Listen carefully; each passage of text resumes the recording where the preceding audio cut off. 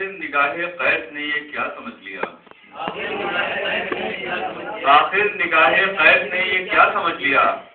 جس پر نظر پڑی اسے لیلا سمجھ لیا۔ آخر نگاہ قیس نے یہ کیا سمجھ لیا؟ جس پر نظر پڑی اسے لیلا سمجھ لیا۔ شعر دیکھیں، اس کی قبا کے پھول سے آنے لگی مہک، اس کی قبا کے پھول سے آنے لگی مہک، ٹوٹا ہے کوئی زخم کا ٹانکا سمجھ لیا۔ اس کی قبا کے پھول سے آنے لگی مہک، ٹوٹا ہے کوئی زخم کا ٹانکا سمجھ لیا۔ حمد و ثنا میں گم تھا پرندہ وہ اصل میں، حمد و ثنا میں گم تھا پرندہ وہ اصل میں، اہل خرف نے جس کو پپیہا سمجھ لیا، اہل خرف نے جس کو پپیہا سمجھ لیا۔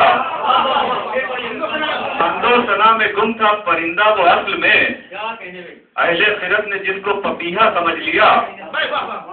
اس زندگی میں ساتھ رہا غم کا اس قدر، زندگی میں ساتھ رہا غم کا اس قدر، اس زندگی میں ساتھ رہا غم کا اس قدر، جو بھی خوشی ملی اسے صدمہ سمجھ لیا۔ اس زندگی میں ساتھ رہا غم کا اس قدر، جو بھی خوشی ملی اسے صدمہ سمجھ لیا۔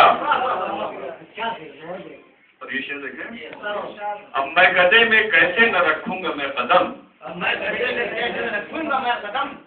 گدے میں کیسے نہ رکھوں گا میں قدم، جب شیخ جی نے اپنا خلیفہ سمجھ لیا۔ کیسے نہ رکھوں گا میں قدم،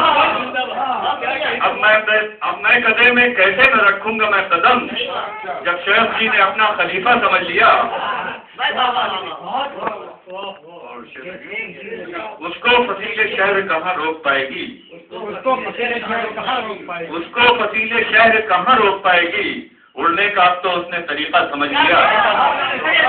اس کو فصیل شہر کہاں روک پائے گی، اڑنے کا اب تو اس نے طریقہ سمجھ لیا۔ اور بربادیوں پہ وہ میری ہنستے ہیں اس طرح، بربادیوں پہ وہ میری ہنستے ہیں اس طرح، جیسے تباہیوں کو لطیفہ سمجھ لیا۔ بربادیوں پہ وہ میری ہنستے ہیں اس طرح، جیسے تباہیوں کو لطیفہ سمجھ لیا۔ اور آخری شعر محترم سے خاص طور سے توجہ چاہوں گا، مسکی ہر ایک کلی کی قبا جب بہار میں، مسکی ہر ایک کلی کی قبا جب بہار میں، تب فصل گل کو وجہ برہنہ سمجھ لیا۔ مسکی ہر ایک کلی کی قبا جب بہار میں، تب فصل گل کو وجہ برہنہ سمجھ لیا۔ اور مقطع پیش خدمت ہے، پتھر پہ ایک لکیر ہے کوثر کی ہر غزل، پتھر پہ ایک لکیر ہے کوثر کی ہر غزل، مشکل ہے آنسوؤں سے جو مٹنا سمجھ لیا۔ حمد و ثنا میں گم تھا پرندہ وہ اصل میں، حمد و ثنا میں گم تھا پرندہ وہ اصل میں، اہل خرف نے جس کو پپیہا سمجھ لیا۔